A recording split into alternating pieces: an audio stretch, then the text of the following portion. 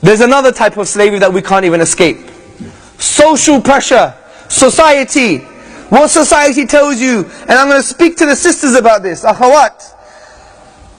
If I were to ask you what makes you feel pretty, many of our definitions would be not the definitions according to the Quran and Sunnah. Because according to the Quran and Sunnah, beauty is holistic.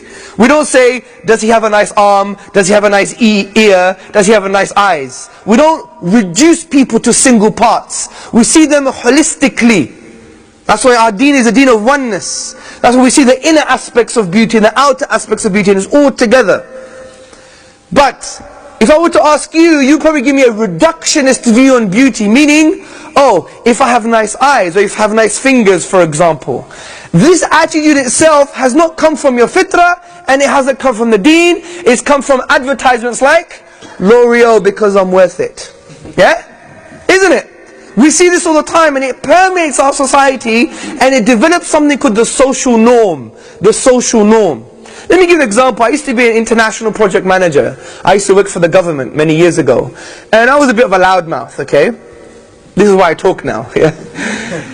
And basically, we had a PA, a personal assistant, and she was wearing high heels, fair enough. And I'm not judging her, I just want to give you a reality of the example I'm trying to show.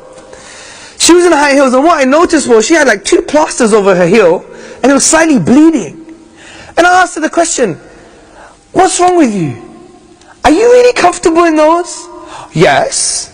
It makes me feel better about myself. I was like, are you sure? Are you really sure? Because if you ask your feet that question, they'll testify against you. So why do you think that should make you feel better about yourself? Because it makes me look good. Okay, good. Why does it make you look good, and by whose definition? Is it really yours? And then I made her think, and this is the power of questioning. Wallahi, dawah is just about questioning. The Quran gives you questions. وَفِي أَنفُسِكُمْ أَفَلَا تُبْصِرُونَ. And in themselves, do they not see? أَوَلَمْ يَتَفَكَّرُوا فِي أَنفُسِهِمْ. Do they not reflect within themselves? أَفَلَا يَنْظُرُونَ إِلَى الْإِبِلِ كَيْفَ خُلِقَاتٍ. Have you not seen the camel and how it was created? Questions, questions. Allah doesn't always give you answers. He's giving you these questions to direct you through this madness of life, to come to a conclusion that Allah is one and that He should be worshipped. So use questioning as well. Use the power of the Quran. So when you give them the tools of questioning, they're like, you know what? And then she took her shoes off. Because she understands this is not really me. It's not in line with my fitrah. It's a socialization.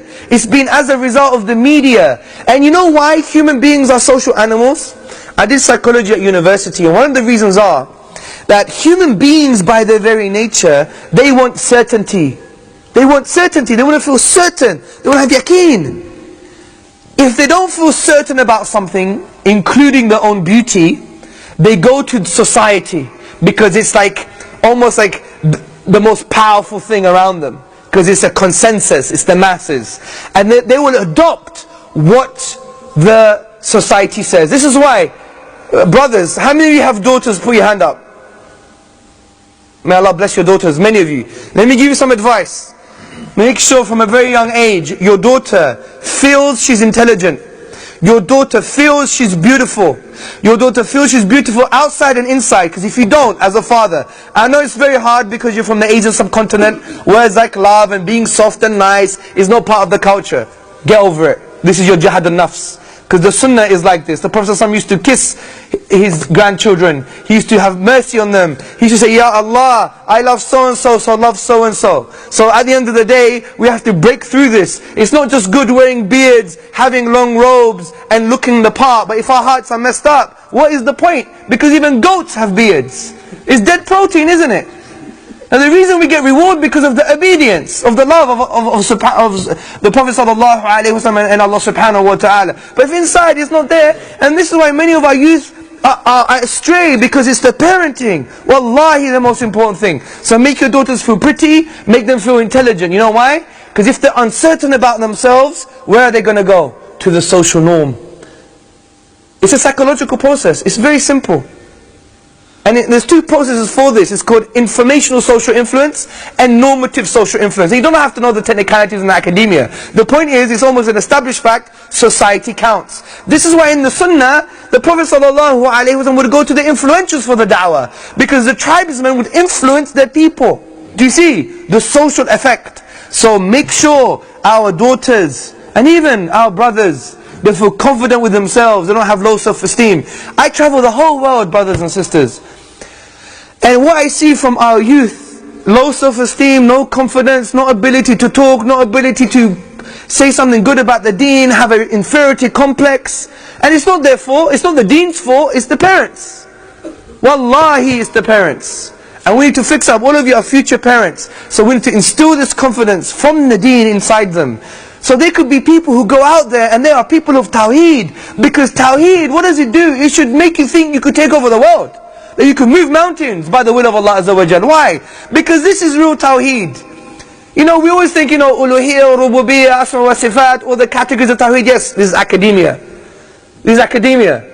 But what does it really mean? What do we say about Allah sometimes? La hawla wa la quwwata illa billah. There is no true power apart from the power of Allah subhanahu wa ta'ala. If this is true, here, not here, here. If it's true, then it should change our whole lives. We should never have an inferiority complex anymore. And we should believe that we could move mountains. Why? Because behind everything is the will and power of Allah subhanahu wa ta'ala.